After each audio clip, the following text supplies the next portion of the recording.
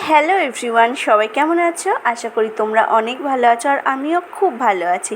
আজকে সকালবেলা উঠেই আর কি জামা কাপড় নাড়তে চলে এসেছি ছাদে, কেননা সকালের কাজকর্ম আমার হয়ে গিয়েছে। আমি আজকে 6টার সময় উঠেছি আর উঠে দেখি মার বাবার স্নান করাও হয়ে গিয়েছে আর বাবা তো পুজো করতে বসেও পড়েছে। তো মা স্নান করে এসছে, মায়ের মাথাটা একটু ঘুরছে বলে, যেহেতু অনেক পাওয়ারের বড়ি তো খাচ্ছে, সেই জন্য আমি বললাম যে আমি জামা কাপড়গুলো নেড়ে দিয়ে আসছি। তাই উপরে গিয়েছিলাম জামা কাপড় নাড়তে। এদিকে দেখো আমি কিন্তু সব কাজ করে ফেলেছি, যেমন ধরো বাসন মাজা, ঘর ঝাড় দেওয়া, আর মানে আমার ঘরটা আমি ঝাড় দিয়েছিলাম, আর বিছানা তোলা তোমাদের দাদাভাই করেছে, তারপরে আমার শ্বশুরমশাই অন্যান্য ঘরগুলো ঝাড় দিয়েছে, মুছেছে, তারপরে পুজো করতে বসেছে স্নান করে।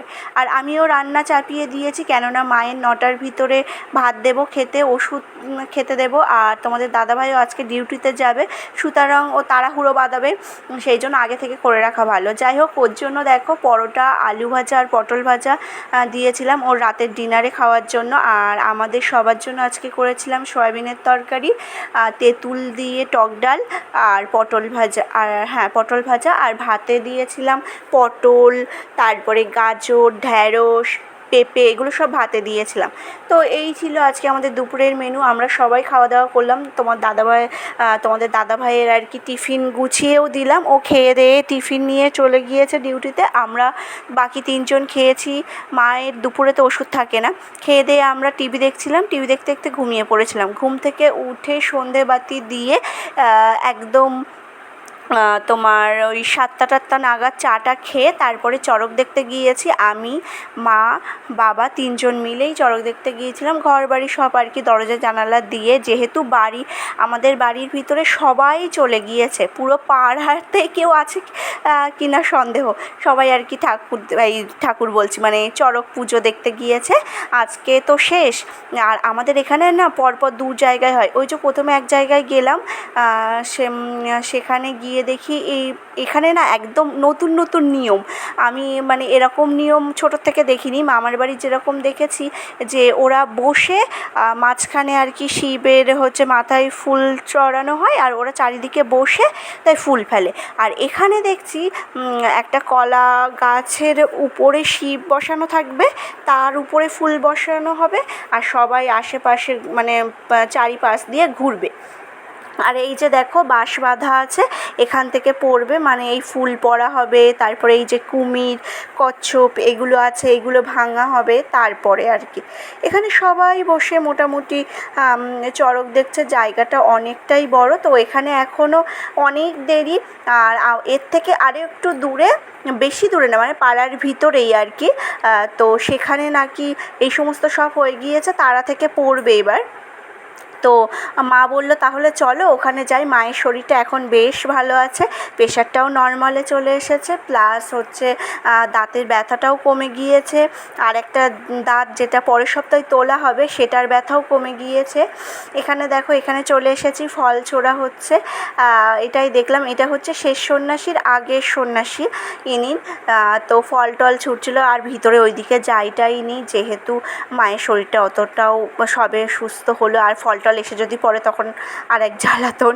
আর বাবাও যায়নি, তবে বাবা কিন্তু খুব স্ট্রং, মানে বয়সটা যে শুধুই একটা নাম্বার, এইটা বাবাকে দেখলে বোঝা যায়। বাবা কিন্তু তাড়াহুড়ো করে সব কাজ A to Z সব কাজ বাবা করতে পারে, আর কোনো কাজেই বাবাকে হারানো যাবে না। মানে জুতো সেলাই থেকে চণ্ডীপাঠ সব কিছুই করে, কেননা আমাকে প্রচুর হেল্প করে সংসারের কাজে, আর প্লাস বাইরেও কাজ করে, সব দিক থেকে এক্সপার্ট।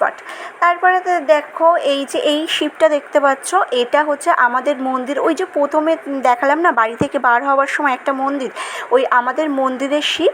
এই শিবটা এখানে আর কি নিয়ে আসা হয় প্রতি বছর, এখানে এনে পুজো করা হয়, তারপরে আবার ওইখানে মানে মন্দিরে দিয়ে আসা হয়।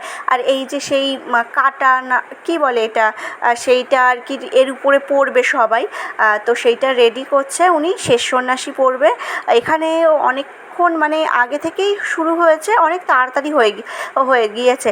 তবে একটা ওই যে বলে না যে ভাগ্যে যদি মানে থাকে তাহলে আপনা আপনি আসবে, এরকম একটা ব্যাপার। আমরা গিয়ে দাঁড়িয়েছি আর শেষ সন্ন্যাসী উঠেছে, মানে শেষ সন্ন্যাসীর আগে সন্ন্যাসী তখন পড়ছিল, তারপরে আমরা দাঁড়িয়েছিলাম, শেষ সন্ন্যাসী উঠেছে।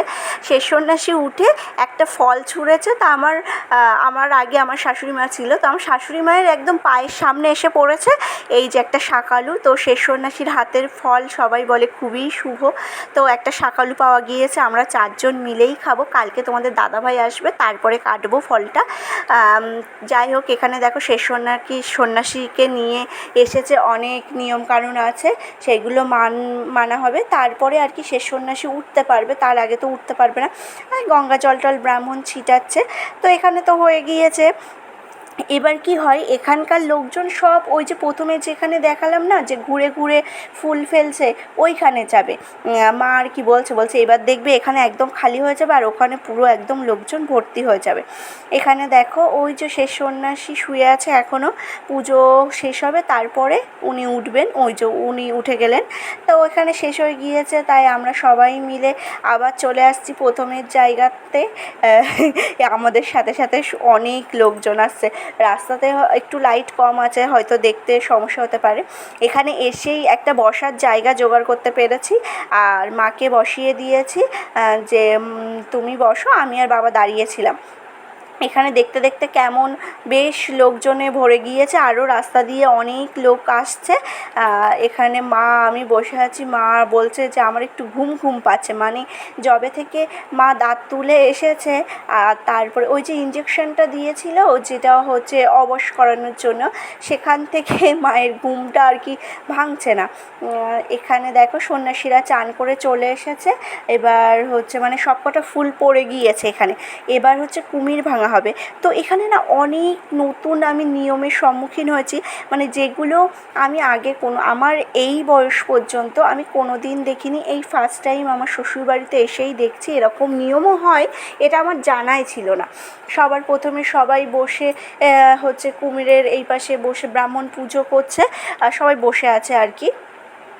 তো এইটা সব জায়গায় হয়, এটা আমাদের ওখানেও হয়, যে ব্রাহ্মণ আগে পুজো করে নেয়, তারপরে হচ্ছে অনেক নিয়মকানুন আছে সেগুলো মেনে নেয়, তারপরে আর কি এমনি সিম্পল কুমির ভেঙে হচ্ছে সব কাদা মাখামাখি করে আর কি স্নান করতে যায়। এটাই আমি বরাবর জেনে এসেছি আর এটাই দেখে এসেছি, কিন্তু এখানে এসে দেখি অনেক কিছু নিয়ম আছে যেগুলো এরা পালন করে, আর শুনলাম যে এটাই নাকি প্রকৃত নিয়ম। এই যে দেখো সবাই বাঁদর হয়েছে, বাঁদর হতে হবে, সবার হাতে একটা করে কলা আছে, সবাই লাফিয়ে লাফিয়ে যাচ্ছে, বেশ আমার ভালো লেগেছে। আর তোমরা অবশ্যই কিন্তু কমেন্টে জানিও যে তোমাদের কেমন লেগেছে। এখানে সবাই যাচ্ছে লাফিয়ে লাফিয়ে, আরও দেখতে থাকো কত সুন্দর নিয়ম এখানে। আমার দেখতে বেশ ভালোই লাগছিলো, আরও হাসিও পাচ্ছিলো। আর এই যে এবার মানে এপার থেকে ওপারে যাবে, ওপার থেকে এপারে আসবে, আর তারপরে হচ্ছে কাদা মাটি মেখে এখানে ধান ছড়াবে, তারপরে ধান বড় হবে, সেই ধান চাষ করবে, মানে সব আর কি ওরা দেখাবে এইভাবে। তারপরে হচ্ছে ধান কাটবে, ধান তুলবে, সব কিছু নিয়ম এখানে হয়। এখানে দেখো এবার এই পাশ থেকে ও পাশে যাচ্ছে, মানে বাদরের মতো প্রথমে লাফাতে হবে, ওই লাফাতে লাফাতেই আর কি কুমিরটা যেভাবে আর কি ভাঙবে, এইভাবেই ভাঙার সূচনা হচ্ছে আর কি। এই যে ভাঙা শুরু হয়ে গিয়েছে, এবার কিছুক্ষণ পরে দেখবে যে হলো ধান ছড়াবে ওরা সবাই মিলে।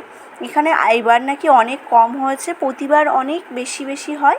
এবার সব সিনিয়র মানুষজন আর কেউই হয়নি, আমার শ্বশুরমশাইও হয়, কিন্তু এবার আর বাবা হয়নি, মায়ের শরীরটা অতটা ভালো নেই। আর এই যে দেখো লাফিয়ে যেতে গিয়ে মানে যেহেতু কাদাটা অনেক হচ্ছে মতো নরম মতো থাকে, ওই একজনের পা স্লিপ খেয়ে পড়ে গিয়েছে আর ওর ঘাড়ের উপরে আরেকজন পড়েছে, যার জন্য পায়ে একটু লেগেছে হয়তো, সবাই আর কি বলছিল যে হয়তো পায়ে লেগেছে। যাই হোক, এখানে দেখো ওই যে কুমিরের যে মাটিগুলো এক জায়গায় করছে না, এইবার আর কি আসল নিয়মকানুন আছে যেগুলো আমাদের ওইখানে কিন্তু এরকম না। আমাদের ওখানে এই যে কুমির ভাঙা হয়ে গেল তো হয়ে গেল, এবার আর কি ওরা চলে যাবে। এবার ওই যে প্রথমে করছে ওই যে ধান চাষ করার আগে প্রথমে জমি করে নিতে হয় না, কি বলে ওটা মনে পড়ছে না। যাই হোক, ওই মাটিটা আর কি খুঁড়ে নিতে হয়, সেইটা করে নিল প্রথমে সবাই মিলে। আর এখানে দেখো সবাই আনন্দ করছে, কাদা মাখছে, শেষ সন্ন্যাসীকে শুবিয়ে দিয়ে কাদা মাখছে, তারপরে ওই যে ধান ছড়াচ্ছে। ধান ছড়িয়ে দিল। এবার হচ্ছে ধান বড় হবে, ধান কাটবে, মানে ওরা হচ্ছে ওদের দেখেই যেভাবে আর কি অভিনয় করবে সেটা দেখেই বুঝতে হবে। তো এর ভিতরে 9:30 বেজে গিয়েছিল, 9টার সময় মায়ের ওষুধ আছে, তাই আমরা আর বেশি দেরি করিনি। আমি চলে এসেছি, আমি, মা, বাবা চলে এসে মাকে খেতে দেবো, খেতে দিয়ে ওষুধ দেবো, আর বাবা আবার গিয়েছে। তো আজকের মতো তাহলে ভিডিও এই পর্যন্ত। সবাই ভালো থেকো, সুস্থ থেকো, দেখা হচ্ছে একটা নেক্সট ভিডিওতে। তো টাটা সবাইকে।